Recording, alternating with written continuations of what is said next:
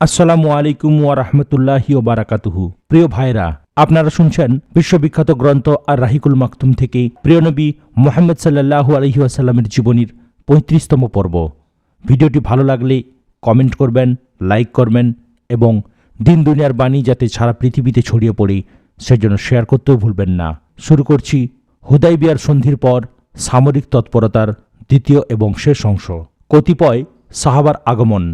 এই যুদ্ধে হযরত জাফর ইবনে আবু তালেব রাসূল সাল্লাল্লাহু আলাইহি সাল্লামের খেদমতে হাজির হন। তাঁর সাথে আশআরি মুসলমান অর্থাৎ হযরত আবু মুসা আশআরি রাদিয়াল্লাহু তাআলা আনহু এবং তাঁর বন্ধুবান্ধবও ছিলেন। হযরত আবু মুসা আশআরি রাদিয়াল্লাহু তাআলা আনহু বলেন, ইয়েমেনে থাকার সময়ে আমি আল্লাহ রাসূলের আবির্ভাবের খবর পেয়েছিলাম। আমি এবং আমার দুই ভাই আমাদের গোত্রের ৫০ জন সহ একটি নৌকায় আরোহণ করে আল্লাহ রাসূলের কাছে হাজির হওয়ার জন্য রওনা হলাম। কিন্তু নৌকা আমাদেরকে হাবসায় নিয়ে পৌঁছালো। সেখানে হযরত জাফর রাদিয়াল্লাহু তাআলা আনহু এবং তার বন্ধুদের সাথে দেখা হলো। তারা জানালেন যে রাসূল সাল্লাল্লাহু আলাইহি ওয়াসাল্লাম তাদের পাঠিয়েছেন এবং হাবসায় থাকতে বলেছেন। আপনারাও আমার সাথে থাকুন। আমরা তখন সেখানে থাকলাম। রাসূল সাল্লাল্লাহু আলাইহি ওয়াসাল্লাম খয়বর জয় করার পর তার কাছে হাজির হলাম। তিনি আমাদেরকেও অংশ দিলেন। আমরা ব্যতীত খয়বরে অনুপস্থিত অন্য কোনো মুসলমান খয়বরের অংশ পাননি। যুদ্ধে অংশগ্রহণকারীরাই শুধু গনিমতের মালের অংশ পেয়েছিলেন। হযরত জাফর এবং তার সঙ্গীদের সাথে আমাদের নৌকার মাঝিরাও ভাগ পেয়েছিলেন। এদের সকলের মধ্যেই গনিমতের মাল বন্টন করা হয়েছিল। হযরত সাফিয়ার সাথে বিবাহ। ইতিপূর্বে উল্লেখ করা হয়েছে যে স্বামীকে বিশ্বাসঘাতকতার অভিযোগে হত্যা করার পর হযরত সাফিয়া বন্দী মহিলাদের অন্তর্ভুক্ত হন। বন্দী মহিলাদের একত্রিত করার পর হযরত দেহিয়া ইবনে খলিফা কালবি রাদিয়াল্লাহু তাআলা আনহু আল্লাহ রাসূলের কাছে একজন দাসী চান। রাসূল সাল্লাল্লাহু আলাইহি ওয়াসাল্লাম বললেন, যাও একজনকে পছন্দ করো। হযরত দেহিয়া হযরত সাফিয়াকে পছন্দ করলেন। এরপর একজন লোক এসে বললেন, হে আল্লাহর রাসূল, আপনি বনু কুরাইজা এবং বনু নাজির গোত্রের নেত্রীকে দেহিয়ার জন্য মনোনীত করেছেন, অথচ তিনি একমাত্র আপনারই উপযুক্ত। রাসূল সাল্লাল্লাহু আলাইহি ওয়াসাল্লাম বললেন, উভয়কে ডেকে নিয়ে এসো। উভয়ে হাজির হলেন। রাসূল সাল্লাল্লাহু আলাইহি ওয়াসাল্লাম হযরত দেহিয়াকে বললেন, অন্য কোনো দাসীকে তুমি পছন্দ করো। রাসূল সাল্লাল্লাহু আলাইহি ওয়াসাল্লাম হযরত সাফিয়াকে ইসলামের দাওয়াত দিলে তিনি হৃষ্টচিত্তে ইসলাম কবুল করেন। এরপর তিনি হযরত সাফিয়াকে আজাদ করে দেন এবং তার আজাদিকে মোহরানা নির্ধারণ করে তাকে বিবাহ করেন। মদিনায় পৌঁছার পথে হযরত উম্মে সুলাই রাদিয়াল্লাহু তাআলা আনহা হযরত সাফিয়াকে সজ্জিত করেন। রাসূল সাল্লাল্লাহু আলাইহি ওয়াসাল্লাম পরদিন সকালে খেজুর, ঘি এবং ছাতু দিয়ে সাহাবাদের মেহমানদারি করেন। হযরত সাফিয়ার চেহারায় দাগ দেখে রাসূল সাল্লাল্লাহু আলাইহি ওয়াসাল্লাম এর কারণ জানতে চান। হযরত সাফিয়া বলেন, হে আল্লাহর রাসূল, আপনার খয়বরে যাওয়ার আগে আমি স্বপ্ন দেখেছিলাম যে চাঁদ আকাশ থেকে কোলে এসে পড়েছি। আমার স্বামীর কাছে সকালে এই স্বপ্নের কথা বললে তিনি আমাকে চড় দিয়ে বললেন, তুমি কি মদিনার বাদশাহকে পেতে চাও? বিষ মিশ্রিত গোস্তের ঘটনা। খয়বর বিজয়ের পর রাসূল সাল্লাল্লাহু আলাইহি ওয়াসাল্লাম নিশ্চিত হলেন। এ সময় সালাম ইবনে মুশকিমের স্ত্রী জয়নব বিনতে হারিস তার কাছে বকরির ভুনা গোস্ত উপঢৌকন হিসেবে পাঠায়। সেই মহিলা আগেই খবর নিয়েছিল যে আল্লাহ রাসূল বকরির কোন অংশ বেশি পছন্দ করেন। শোনার পর পছন্দনীয় অংশে বেশি করে বিষ মেশায়। এরপর আল্লাহ রাসূলের সামনে এনে সেই বিষ মিশ্রিত গোস্ত রেখে দেয়। রাসূল সাল্লাল্লাহু আলাইহি ওয়াসাল্লাম পছন্দনীয় অংশের এক টুকরো মুখে দেন, কিন্তু চিবিয়েই তিনি ফেলে দেন। তিনি এরপর বললেন, এই যে হাড় দেখছ, এই হাড় আমাকে বলছে যে আমার মধ্যে বিষ মেশানো রয়েছে। জয়নবকে ডেকে এনে জিজ্ঞাসা করা হলো। সে স্বীকার করল। তিনি বললেন, তুমি কেন এই কাজ করেছ? মহিলা বলল, আমি ভেবেছিলাম যদি এই ব্যক্তি বাদশাহ হন তবে আমরা তার শাসন থেকে মুক্তি পাব, আর যদি এই ব্যক্তির নবী হন তবে আমার বিষ মেশানোর খবর তাকে জানিয়ে দেয়া হবে। এ নির্জলা স্বীকারোক্তি শুনে রাসূল সাল্লাল্লাহু আলাইহি সাল্লাম সেই মহিলাকে ক্ষমা করে দিলেন। এ ঘটনার সময় আল্লাহ রাসূলের সাথে হযরত বাশার ইবনে বারা ইবনে মারুরও ছিলেন। তিনি এক লোকমা খেয়েছিলেন। এতে তিনি বিষক্রিয়ায় ইন্তেকাল করেন। রাসূল সাল্লাল্লাহু আলাইহি সাল্লাম সেই মহিলাকে ক্ষমা না হত্যা করেছিলেন এ সম্পর্কে মতভেদ রয়েছে। একাধিক বর্ণনার সমন্বয় এভাবে করা হয়েছে যে প্রথমে রাসূল সাল্লাল্লাহু আলাইহি সাল্লাম তাকে ক্ষমা করলেও হযরত বাশারের ইন্তেকালের পর কেলাসস্বরূপ তাকে হত্যার নির্দেশ দিয়েছিলেন। খয়বরের যুদ্ধে নিহত ব্যক্তিরা। এ অভিযানে বিভিন্ন সময়ে 16 জন শহীদ হয়েছিলেন। তন্মধ্যে 4 জন কুরাইশ, 1 জন আশজা গোত্রের, 1 জন আসলাম গোত্রের, 1 জন খয়বরের অধিবাসী এবং 9 জন আনসার। অন্য এক বর্ণনা অনুযায়ী এ অভিযানে মোট 18 জন শহীদ হন। আল্লামা মনসুরপুরী 19 জনের কথা লিখেছেন। অবশ্য তিনি একথাও উল্লেখ করেছেন যে সিরাত রচয়িতারা 15 জনের কথা লিখেছেন। অনুসন্ধান করে আমি 23 জনের নাম পেয়েছি। জানিফ ইবনে ওয়াইলার নাম শুধু ওয়াকিদি উল্লেখ করেছেন, আর জানিফ ইবনে হানিফের নাম তিবরি উল্লেখ করেছেন। বাসার ইবনে মারা ইবনে মারুরের ইন্তেকাল হয়েছিল যুদ্ধ শেষে বিষ মেশানো গোশত খাওয়ায়। বাসার ইবনে আব্দুল মঞ্চের সম্পর্কে 2টি বর্ণনা রয়েছে। এক বর্ণনায় রয়েছে যে তিনি বদর যুদ্ধে শহীদ হন, অন্য বর্ণনায় রয়েছে তিনি খয়বর যুদ্ধে শহীদ হন। আমার মতে প্রথমোক্ত বর্ণনাই নির্ভরযোগ্য। আর নিহত ইহুদিদের সংখ্যা ছিল 93। ফেদেক। রাসূল সাল্লাল্লাহু আলাইহি ওয়াসাল্লাম খয়বর পৌঁছে মুহাইয়াসা ইবনে মাসউদকে ইসলামের দাওয়াত দেওয়ার জন্যে মুহাইয়াসা পাঠান, কিন্তু ফেদেকের অধিবাসীরা ইসলাম গ্রহণ করতে দেরি করে। খয়বর মুসলমানদের অধিকারে আসার পর ফেদেকের অধিবাসীদের মধ্যে এর প্রভাব বিস্তার করে। তারা আল্লাহ রাসূলের কাছে প্রতিনিধি পাঠিয়ে খয়বরের মতো উৎপন্ন ফসলের অর্ধেক প্রদানের শর্তে সমঝোতার প্রস্তাব পেশ করে। রাসূল সাল্লাল্লাহু আলাইহি ওয়াসাল্লাম তা গ্রহণ করেন। এতে করে ফেদেকের জমি বিশেষভাবে আল্লাহ রাসূলের জন্যে নির্ধারিত থাকে, কেননা মুসলমানরা ফেদেক অভিযানের জন্য যাননি, অর্থাৎ তলোয়ারের জোরে ফেদেক জয় করা হয়নি। ওয়াদিউল কোরা। খয়বর অভিযান শেষে রাসূল সাল্লাল্লাহু আলাইহি ওয়াসাল্লাম ওয়াদিল কোরা অভিমুখে রওনা হন। সেখানেও ছিল একদল ইহুদি, তাদের সাথে একদল আরবও যোগ দেয়। মুসলমানরা সেখানে পৌঁছার পর ইহুদিরা তীর দিয়ে অভ্যর্থনা জানায়। তারা আগে থেকেই সারিবদ্ধ অবস্থায় ছিল। ইহুদিদের তীর নিক্ষেপে আল্লাহ রাসূলের একজন ভৃত্য মারা যান। সাহাবারা বললেন, তার জন্যে জান্নাত মোবারক হোক। রাসূল সাল্লাল্লাহু আলাইহি ওয়াসাল্লাম বললেন, কিছুতেই নয়। সেই জাতের শপথ যার হাতে আমার প্রাণ রয়েছে, সে ভৃত্য খয়বর যুদ্ধের গনিমতের মাল বন্টন হওয়ার আগে যে চাদর চুরি করেছিল, সেই চাদর আগুন হয়ে তাকে ঘিরে আছে। রাসূল সাল্লাল্লাহু আলাইহি ওয়াসাল্লাম এরপর যুদ্ধের জন্যে সাহাবাদের বিন্যস্ত করেন। হযরত সাদ ইবনে ওবাদাকে সেনাপতি করা হয়। হুবাব ইবনে মনজারকে একটি পতাকা এবং ওবাদা ইবনে বাশারকে অপর একটি পতাকা প্রদান করা হয়। এরপর রাসূল সাল্লাল্লাহু আলাইহি ওয়াসাল্লাম ইহুদিদের কাছে ইসলামের দাওয়াত পেশ করেন। তারা গ্রহণ করেনি। ওদের একজন যুদ্ধের জন্য এগিয়ে আসে। মুসলমানদের পক্ষ থেকে হযরত জুবাইর ইবনে আওয়াম রাদিয়াল্লাহু তাআলা আনহু এগিয়ে যান এবং ইহুদিকে হত্যা করেন। অন্য একজন ইহুদি এগিয়ে এলে হযরত জুবাইর তাকেও হত্যা করেন।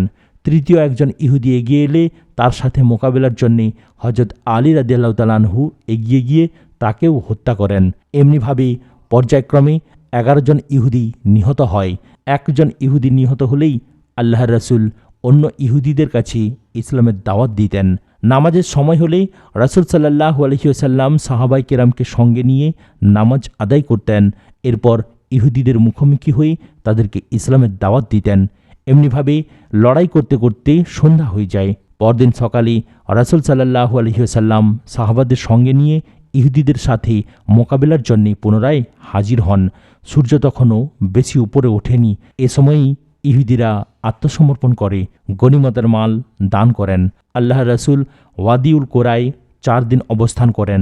যুদ্ধলব্ধ অর্থ সম্পদ সাহাবাদের মধ্যে বন্টন করে দেন, তবে জমি এবং খেজুর বাগান ইহুদিদের কাছে রেখে দেন। সেই বিষয়ে খয়বরের ইহুদিদের অনুরূপ চুক্তি করা হয়। তাইমার ইহুদিরা খয়বর, ফেদেক, ওয়াদিউল কোরা বা কোরা প্রান্তরে ইহুদিদের পরাজয় ও আত্মসমর্পণের খবর পায়। এরপর তারা নিজেরাই প্রতিনিধি পাঠিয়ে সন্ধির প্রস্তাব করে। রাসূল সাল্লাল্লাহু আলাইহি ওয়াসাল্লাম তাদের প্রস্তাব গ্রহণ করেন। আল্লাহ রাসূল এ সম্পর্কে একটি চুক্তিও লেখান। চুক্তির কথা ছিল এই যে, এই লেখা আল্লাহ রাসূল মুহাম্মদের পক্ষ থেকে বনু তাইমার জন্যে। তাদের জন্য দায়িত্ব রয়েছে, তাদেরকে জিজিয়া কর দিতে হবে, তাদের সাথে বাড়াবাড়ি করা হবে না এবং দেশ থেকে বহিষ্কারও করা হবে না। এই চুক্তি স্থায়ী বলে বিবেচিত হবে। চুক্তিপত্রের কথাগুলো লিখেছিলেন হযরত খালিদ ইবনে সাঈদ রাদিয়াল্লাহু তাআলা আনহু। মদিনায় প্রত্যাবর্তন। এরপর রাসূল সাল্লাল্লাহু আলাইহি ওয়াসাল্লাম মদিনার পথে রওনা হন। ফেরার সময়ে এক প্রান্তরের কাছে পৌঁছে সাহাবারা উচ্চস্বরে তাকবীর ধ্বনি দেন। তারা বলেন, আল্লাহু আকবার, আল্লাহু আকবার, লা ইলাহা ইল্লাল্লাহু। রাসূল সাল্লাল্লাহু আলাইহি ওয়াসাল্লাম বললেন, অত জোরে বলার দরকার নেই। তোমরা কোনো বধির বা অনুপস্থিত সত্তাকে ডাকছ না, বরং এমন এক সত্তাকে ডাকছ যিনি শোনেন এবং কাছেই রয়েছেন। ফেরার পথে সারা রাত সফর শেষে শেষ রাতে এক স্থানে বিশ্রাম নেন। রাসূল সাল্লাল্লাহু আলাইহি ওয়াসাল্লাম হযরত বেলালকে বলেছিলেন, তুমি জেগে থাকবে এবং ফজরের নামাজের সময় আমাদের জাগিয়ে দেবে। হযরত বেলাল রাদিয়াল্লাহু তাআলা আনহু পূর্ব দিকে মুখ করে তাঁর সওয়ারির সাথে হেলান দিয়ে বসেছিলেন, কিন্তু পথশ্রমের ক্লান্তিতে একসময় তিনিও ঘুমিয়ে পড়েন। কেউই নামাজের সময়ে জাগতে পারেননি। সর্বপ্রথম আল্লাহ রসুলের ঘুম ভেঙে যায়। তিনি সাহাবাদের জাগিয়ে সেই স্থান থেকে কিছু সামনে এগিয়ে যান। এরপর সাহাবাদের নিয়ে ফজরের নামাজ আদায় করেন। বলা হয়ে থাকে যে এ ঘটনা দ্বিতীয় সফরের সময় ঘটেছিল।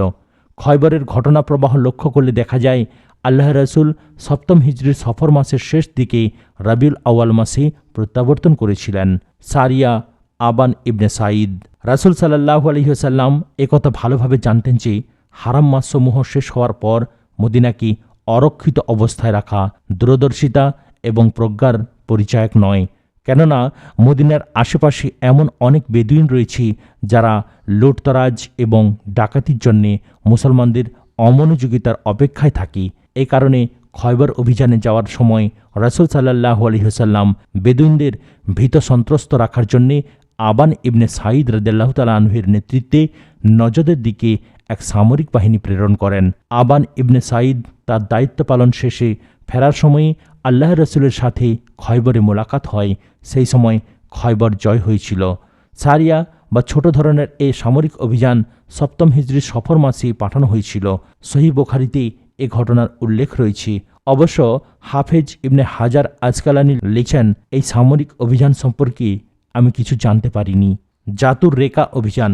রাসূলুল্লাহ সাল্লাল্লাহু আলাইহি ওয়াসাল্লাম খন্দকের তিনটি শক্তির মধ্যে দুটি শক্তি নিজ নিয়ন্ত্রণে আনার পর তৃতীয় শক্তির প্রতি মনোযোগী হওয়ার সুযোগ পেলেন। এরা ছিল বেদুইন। নজদের প্রান্তরে তাঁবুতে তারা জীবন কাটাত। লুটতরাজি ছিল তাদের জীবিকার উৎস। বেদুইনরা কোনো জনপদ বা শহরের অধিবাসী ছিল না। বাড়িঘর বা দুর্গের মধ্যে তারা বসবাস করত না। এ কারণে মক্কা এবং খয়বরের অধিবাসীদের মতো তাদের নিয়ন্ত্রণ এবং দস্যুবৃত্তির আগুন পুরোপুরি নির্বাপিত করা ছিল কষ্টসাধ্য। তাদের শুধু ভীতসন্ত্রস্ত করার মতো কাজ করাই ছিল প্রয়োজনীয়। এ সকল বেদুইনকে প্রভাবিত মদিনার আশেপাশে সমবেত বেদুইনদের ছত্রভঙ্গ করার উদ্দেশ্যে রাসূলুল্লাহ সাল্লাল্লাহু আলাইহি ওয়াসাল্লাম এক শিক্ষাদানমূলক অভিযান পরিচালনা করেন। এই অভিযানই জাতুর রেকা অভিযান নামে পরিচিত। সিরাত রচয়িতারা উল্লেখ করেছেন যে চতুর্থ হিজরিতে এ অভিযান পরিচালিত হয়েছিল, কিন্তু ইমাম বুখারী রাহমাতুল্লাহ আলাইহি উল্লেখ করেছেন যে সপ্তম হিজরিতে এ অভিযান চালানো হয়। এ অভিযানে হযরত আবু হুরায়রা রাদিয়াল্লাহু তাআলা আনহু এবং হযরত আবু মুসা আশআরী রাদিয়াল্লাহু তাআলা আনহু অংশগ্রহণ করেছিলেন। এ কারণে সুস্পষ্টভাবে প্রমাণিত হয় যে খয়বর যুদ্ধের পরই এই ঘটনা ঘটেছিল। কেননা হযরত আবু হুরায়রা রাদিয়াল্লাহু তাআলা আনহু রাসূলুল্লাহ সাল্লাল্লাহু আলাইহি ওয়াসাল্লামের খয়বর অভিযানে রওনা হয়ে যাওয়ার পর মদিনায় গিয়ে ইসলাম গ্রহণ করেন। এরপর তিনি খয়বরে গিয়ে রাসূল সাল্লাল্লাহু আলাইহি ওয়াসাল্লামের সাথে দেখা করেন। ততদিনে খয়বর বিজয় সমাপ্ত হয়ে গেছে। হযরত আবু মুসা আশআরীও হাবশা থেকে সেই সময় রাসূল সাল্লাল্লাহু আলাইহি ওয়াসাল্লামের কাছে খয়বরে পৌঁছেছিলেন যখন খয়বর বিজিত হয়েছে। এ কারণে জাতুর রেকা অভিযানে উল্লেখিত দুজন সাহাবীর অংশগ্রহণ প্রমাণ করে যে এই অভিযান খয়বর বিজয়ের পর কোনো এক সময় ঘটেছিল।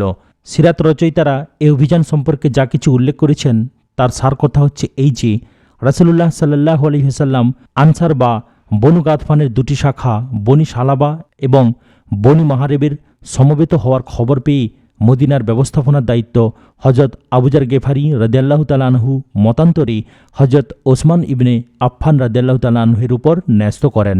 পরে 400 মতান্তরে 700 সাহাবাকে নিয়ে নজদ অভিমুখে যাত্রা করেন। মদিনা থেকে 2 দিনের পথের নাখানা নামক জায়গায় পৌঁছার পর তারা বনু গাতফানের একদল লোকের মুখোমুখি হন, কিন্তু তাদের সাথে যুদ্ধ হয়নি। তবে রাসূলুল্লাহ সাল্লাল্লাহু আলাইহি ওয়াসাল্লাম সেখানে খওফ নামাজ আদায় করেন। সহিহ বুখারী শরীফে হযরত আবু মুসা আশআরী রাদিয়াল্লাহু তাআলা আনহু থেকে বর্ণিত আছে যে তিনি বলেন, রাসূল সাল্লাল্লাহু আলাইহি ওয়াসাল্লামের সঙ্গে বেরুলাম। আমরা ছিলাম 6 জন। মাত্র একটি উট ছিল। পালাক্রমে আমরা সেই উটের পিঠে সওয়ার হচ্ছিলাম, ফলে হাঁটতে হাঁটতে পায়ে ফোস্কা পড়ে যায়। আমার নিজের 2 পা জখম হয়ে যায়, নখে আঘাত পাই। ফলে আমরা পায়ে পট্টি বেঁধেছিলাম। জাতুর রেখা মানে হচ্ছে পট্টিওয়ালা, কেননা এই অভিযানের সময় আমরা পায়ে পট্টি বেঁধেছিলাম।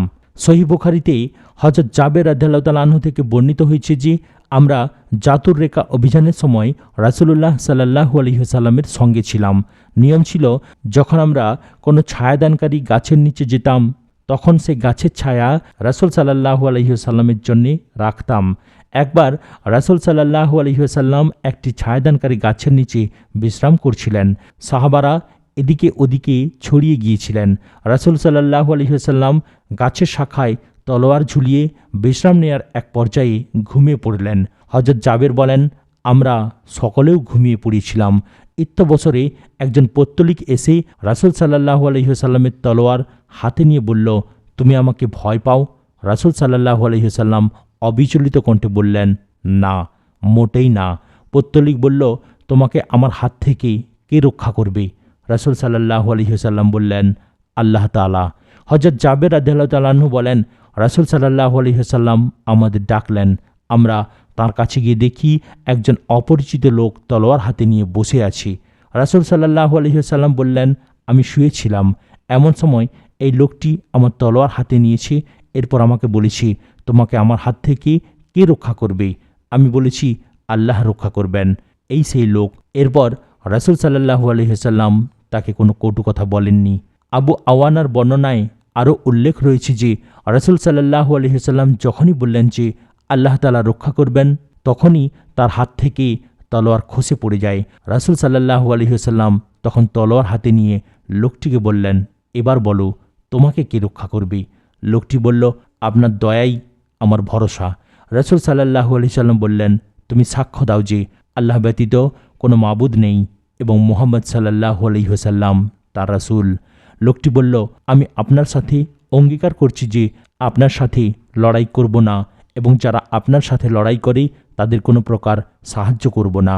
রাসূল সাল্লাল্লাহু আলাইহি ওয়াসাল্লাম পরে লোকটিকে ছেড়ে দিয়েছিলেন বলে হযরত জাবের রাদিয়াল্লাহু তাআলা আনহু উল্লেখ করেছেন। লোকটি নিজের কওমের কাছে গিয়ে বলল, আমি সবচেয়ে ভালো মানুষের কাছ থেকে তোমাদের কাছে এসেছি। সহিহ বুখারীর এক বর্ণনায় উল্লেখ রয়েছে যে নামাজের একামত বলা হয়েছে এবং রাসূল সাল্লাল্লাহু আলাইহি ওয়াসাল্লাম একদল সাহাবাকে 2 রাকাত নামাজ পড়ালেন। এরপর তারা পেছনে চলে যান এবং তিনি অন্য একদল সাহাবাকে 2 রাকাত নামাজ পড়ান। এতে রাসূল সাল্লাল্লাহু আলাইহি ওয়াসাল্লামের 4 রাকাত এবং সাহাবাদের 2 রাকাত নামাজ আদায় হয়। এই বর্ণনাক্রম থেকে বোঝা যায় যে এই সময় এই নামাজ উল্লিখিত ঘটনার পরেই আদায় করা হয়। সহিহ বুখারীর বর্ণনায় উল্লেখ রয়েছে যে এই লোকটির নাম গৌরেস ইবনে হারেস। উক্ত বর্ণনা মুসাদ্দাদ আবু আওয়ানা থেকে এবং আবু আওয়ানা আবু বিশর থেকে উল্লেখ করেছেন। ইবনে হাজার আসকালানি বলেন, ওয়াকেদি এ ঘটনার বিস্তারিত বিবরণ উল্লেখ করতে গিয়ে বলেছেন, সেই বেদুইনের নাম ছিল দাসুর এবং সে ইসলাম গ্রহণ করেছিল। কিন্তু ওয়াকেদির কথা থেকে বোঝা যায় যে ঘটনা দুটি পৃথক সময়ে ঘটেছিল। পৃথক পৃথক দুটি যুদ্ধের সময় এই ঘটনা দুটি ঘটে। আল্লাহই ভালো জানেন। এ অভিযান থেকে ফিরে আসার সময় সাহাবায়ে কেরাম একজন মুশরিক নারীকে আটক করেন। এ খবর পেয়ে সেই মহিলার স্বামী প্রতিজ্ঞা করে যে সাহাবায়ে কেরামের মধ্যে থেকে সে একজনের রক্ত প্রবাহিত করবে। প্রতিজ্ঞা পূরণের জন্যে সে রাত্রিকালে এলো। রাসূলুল্লাহ সাল্লাল্লাহু আলাইহি ওয়াসাল্লাম মুসলমানদের শত্রুদের হাত থেকে হেফাজত করতে উব্বাদ ইবনে বাশার এবং আম্মার ইবনে ইয়াসিরকে নিযুক্ত রেখেছিলেন। লোকটি আসার সময়ই হযরত উব্বাদ নামাজ আদায় করছিলেন। সে অবস্থায় শত্রু তাকে তীর নিক্ষেপ করে। তিনি নামাজ না ছেড়ে এক ঝটকায় তীর বের করে ফেলেন। লোকটি দ্বিতীয়বার তীর নিক্ষেপ করল, এরপর তৃতীয়বার তীর নিক্ষেপ করল। প্রতিবারই তিনি তীর খুলে ফেলেন। সালাম ফিরাই নামাজ শেষ করার পর সঙ্গীকে জাগালেন এবং সব কথা জানালেন। সঙ্গী হযরত আম্মার ইবনে ইয়াসির বিস্মিত হয়ে বললেন, আপনি আমাকে কেন জাগালেন না? তিনি বললেন, আমি একটি সূরা তেলাওয়াত করছিলাম। সূরাটি শেষ না করে নামাজ শেষ করতে আমার ইচ্ছা হচ্ছিল না। কঠিন হৃদয় আরব বেদুইনদের অর্থাৎ যাযাবরদের প্রভাবিত ও ভীত সন্ত্রস্ত করতে এই যুদ্ধ ছিল খুবই কার্যকর। এই অভিযানের পরবর্তী সময়ের অভিযানসমূহের প্রতি লক্ষ্য করলে দেখা যায় যে এই অভিযানের পর গাতফানের গোত্রসমূহ মাথা তোলার সাহস পায়নি। তারা ধীরে ধীরে নিস্তেজ এবং হীনবল হয়ে একসময় ইসলাম গ্রহণ করে। এ সকল আরব গোত্রের কয়েকটিকে মক্কা বিজয় এবং হুনাইনের যুদ্ধের সময় মুসলমানদের সাথে দেখা গেছে। তাদেরকে গনিমতের মালের অংশও প্রদান করা হয়েছে। মক্কা বিজয় থেকে ফিরে আসার পর তাদের কাছ থেকে জাকাত আদায় করতে ইসলামী রাষ্ট্রের কর্মচারীদের প্রেরণ করা হয়েছিল এবং তারা যথারীতি জাকাত পরিশোধ করেছিল।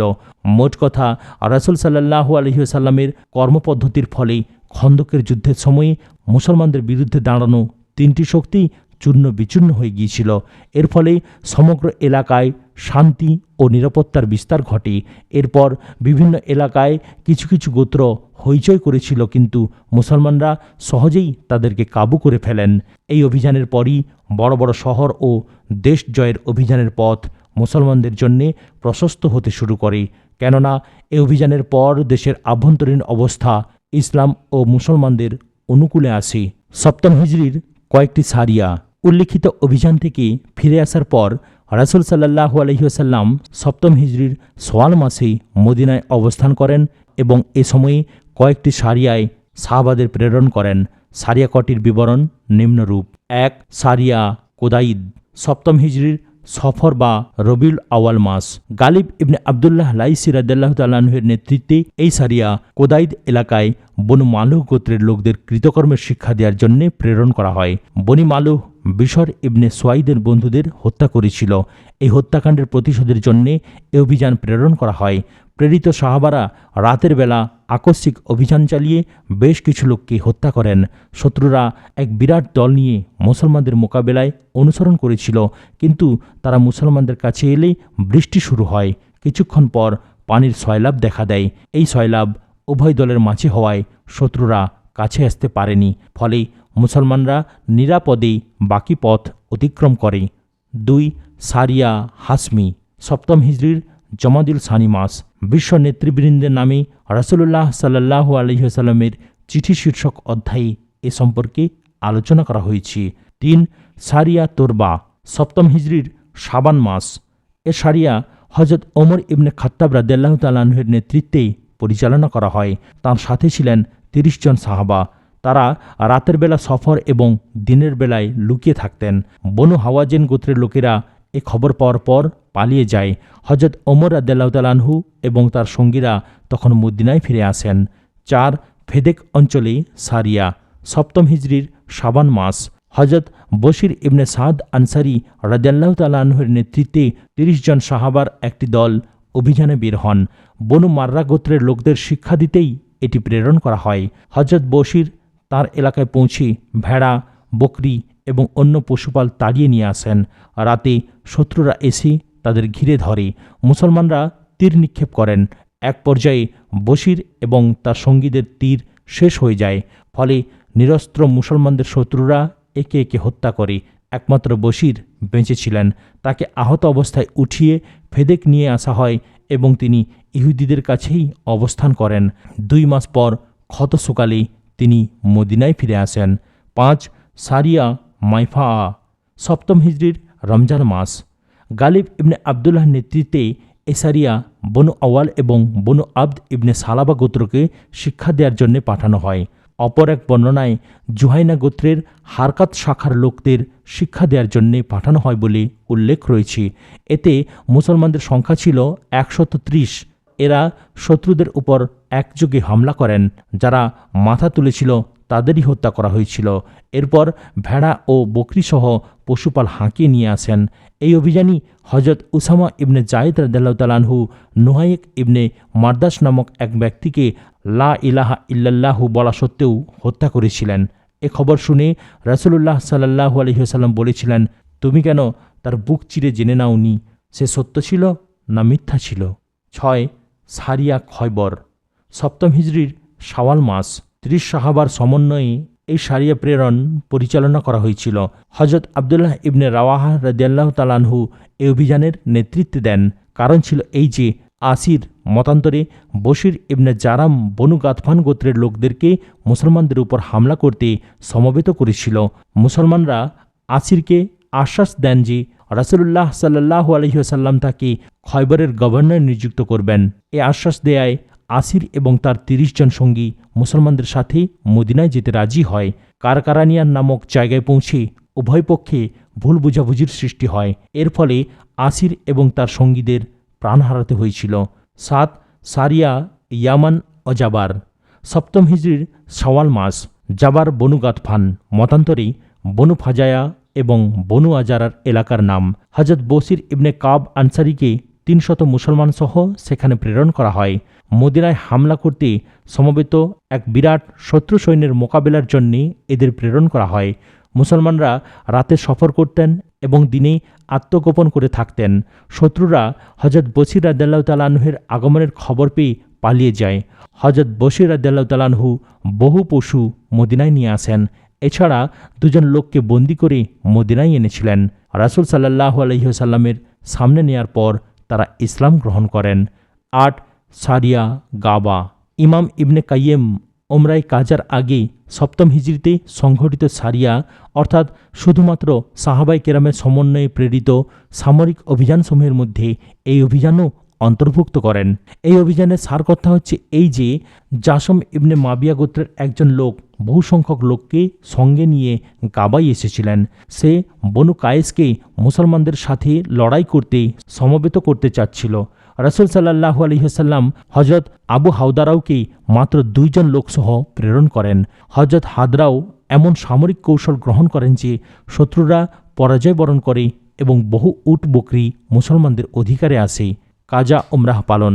ইমাম হাকিম বলেছেন, এটা সুস্পষ্টভাবে প্রমাণিত যে জিলকদের চাঁদ ওঠার পর রাসূলুল্লাহ সাল্লাল্লাহু আলাইহি ওয়াসাল্লাম সাহাবায়ে কেরামদের কাজা উমরাহ পালনের প্রস্তুতি গ্রহণের নির্দেশ দেন। হুদায়বিয়ার সন্ধির সময়ে যে সকল সাহাবা উপস্থিত ছিলেন তাদের কেউ যেন অনুপস্থিত না থাকেন, রাসূল সাল্লাল্লাহু আলাইহি ওয়াসাল্লাম সে কথাও উল্লেখ করেন। সন্ধির পর শাহাদাত বরণকারীরা ব্যতীত অন্য সব সাহাবা এবং সন্ধির সময় অনুপস্থিত ছিলেন এমন বেশ কিছু সাহাবাও উমরাহ পালনের প্রস্তুতি নেন। মহিলা ও শিশু ছাড়া সাহাবাদের সংখ্যা ছিল ২,০০০। রাসূলুল্লাহ সাল্লাল্লাহু আলাইহি ওয়াসাল্লাম আবু রেহম গেফারিকে মদিনায় তাঁর স্থলাভিষিক্ত করেন। ৬০টি উট সঙ্গে নেওয়া হয় এবং সেসব উটের দেখাশোনার দায়িত্ব নাজিয়া ইবনে জুন্দাল আসলামির উপর ন্যস্ত করা হয়। রাসূল সাল্লাল্লাহু আলাইহি ওয়াসাল্লাম এবং সাহাবায়ে কিরাম জুলহুলাইফা থেকে উমরাহর ইহরাম বাঁধেন এবং লাব্বাইক ধ্বনি দেন। কুরাইশদের পক্ষ থেকে বিশ্বাসঘাতকতার আশঙ্কায় মুসলমানরা অস্ত্রশস্ত্র সঙ্গে নেন।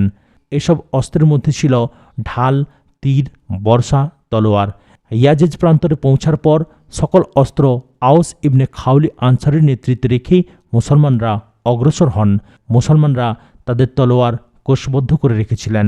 রাসূলুল্লাহ সাল্লাল্লাহু আলাইহি ওয়াসাল্লাম মক্কায় প্রবেশের সময় তাঁর কাসওয়া নামক উটনীতে আরোহণ করেন। মুসলমানরা কোষবদ্ধ তলোয়ার তুলে ধরে রাসূল সাল্লাল্লাহু আলাইহি ওয়াসাল্লামকে মাঝখানে নিয়ে লাব্বাইক আল্লাহুম্মা লাব্বাইক ধ্বনি দিচ্ছিল।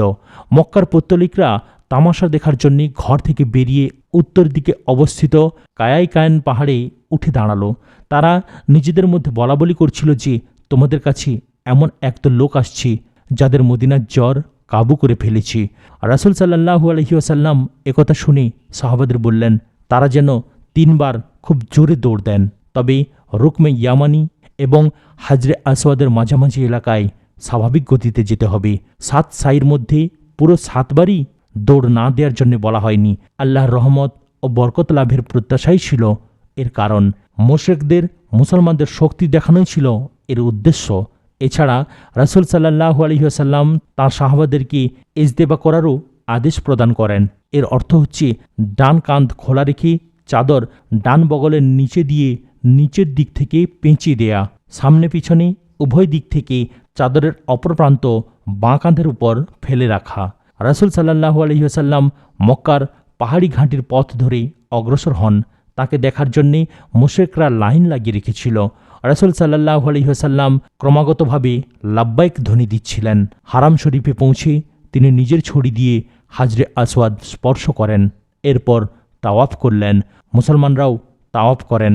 সেই সময় আবদুল্লাহ ইবনে রাওয়াহা রাদিয়াল্লাহু তাআলা আনহু তলোয়ার উঁচু করে ধরে রাসূলুল্লাহ সাল্লাল্লাহু আলাইহি ওয়াসাল্লামের সামনে দিয়ে যাচ্ছিলেন এবং এই কবিতা আবৃত্তি করছিলেন। কাফেরদের সন্তানরা, ছেড়ে দাও তার পথ, তাকে ঘিরে রেখেছি আল্লাহর রহমত। রহমানুর রহিমের কেতাবে রয়েছে তার কথা, সেই সকল সহিফা তেলাওয়াত করা হয় সদা।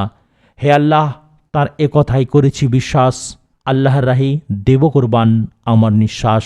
আল্লাহর নির্দেশ মেনে দেব এমন মার, মাথার খুলি যাবে উড়ে, বন্ধুর খবর রবে না আর। হযরত আনাস রাদিয়াল্লাহু তাআলা আনহু-এর বর্ণনায় উল্লেখ করা হয়েছে যে কবিতা আবৃত্তি শুনে হযরত ওমর ইবনে খাত্তাব রাদিয়াল্লাহু তাআলা আনহু বলেন, ওহে রাওয়াহার পুত্র, রাসূল সাল্লাল্লাহু আলাইহি ওয়াসাল্লামের সামনে হারাম শরীফে কবিতা আবৃত্তি করা হচ্ছে। রাসূলুল্লাহ সাল্লাল্লাহু আলাইহি ওয়াসাল্লাম বললেন, ওহে ওমর, তাকে আবৃত্তি করতে দাও, ওদের মধ্যে এর প্রভাব তীরের চেয়ে অধিক কার্যকর।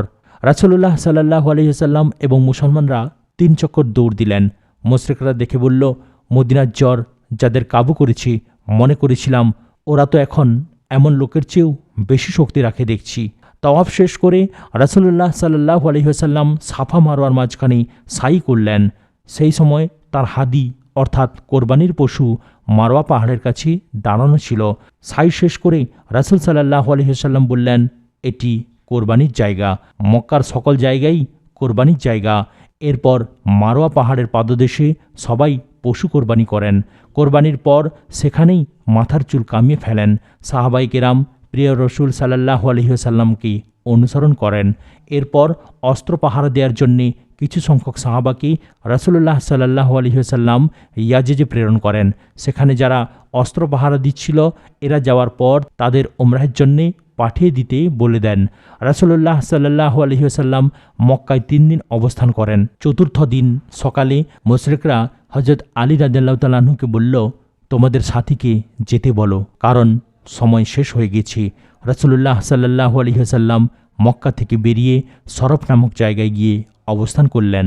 মক্কা থেকে তার রওনা হওয়ার সময় হযরত হামজা রাদিয়াল্লাহু তাআলা আনহু-এর কন্যা চাচা চাচা বলতে বলতে তার পিছনে যাচ্ছিল। হযরত আলী রাদিয়াল্লাহু তাআলা আনহু তাকে সঙ্গে নিয়ে নিলেন। তাকে লালন পালন করার প্রসঙ্গ নিয়ে হযরত আলী রাদিয়াল্লাহু তাআলা আনহু, হযরত জাফর রাদিয়াল্লাহু তাআলা আনহু এবং হযরত যায়েদ রাদিয়াল্লাহু তাআলা আনহু-এর মধ্যে মতবিরোধ দেখা দেয়, কারণ প্রত্যেকে দাবি করছিলেন তিনি লালন পালনের অধিক হকদার। অবশেষে আল্লাহ রসুল হযরত জাফরের পক্ষে ফয়সালা দেন, কেননা এই শিশুর খালা ছিলেন হযরত জাফরের সহধর্মিনী। এই উমরাহ পালনের সময় রাসূলুল্লাহ সাল্লাল্লাহু আলাইহি ওয়াসাল্লাম হযরত মাইমুনা বিনতে হারিস আমিরিয়াকে বিয়ে করেন। রাসূল সাল্লাল্লাহু আলাইহি ওয়াসাল্লাম মক্কায় পৌঁছার আগে এই উদ্দেশ্যে জাফর ইবনে আবু তালেবকে মাইমুনার কাছে পাঠান। মাইমুনা হযরত আব্বাসের উপর এই দায়িত্ব ন্যস্ত করেন, কেননা তিনি ছিলেন মাইমুনার দুলাভাই। তার স্ত্রী উম্মুল ফজল ছিলেন মাইমুনার বোন। হযরত আব্বাস রাদিয়াল্লাহু তাআলা আনহু রাসূল সাল্লাল্লাহু আলাইহি ওয়াসাল্লামের সাথে মাইমুনার বিয়ে দেন। মাইমুনাকে আনতে আবু রাফিকে দায়িত্ব দেয়া হয়। রাসূল সাল্লাল্লাহু আলাইহি ওয়াসাল্লাম সরফ নামক জায়গায় পৌঁছার পর মাইমুনাকে তার কাছে পৌঁছে দেয়া হয়। এই উমরাহের নাম উমরাহে কাজা কেন রাখা হয়েছে? এর কারণ হচ্ছে এই উমরাহ ছিল হুদায়বিয়ার সন্ধির সময়ের কাজা উমরাহ। হুদায়বিয়ার সন্ধি অনুযায়ী এই উমরাহ পালন করা হয়।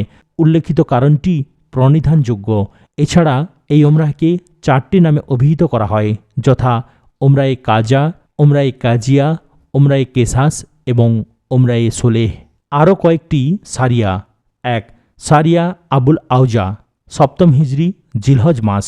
রাসূলুল্লাহ সাল্লাল্লাহু আলাইহি ওয়াসাল্লাম আবুল আউজার নেতৃত্বে 50 জন সাহাবাকে ইসলামের দাওয়াত সহ বনু সালিম গোত্রের কাছে প্রেরণ করেন।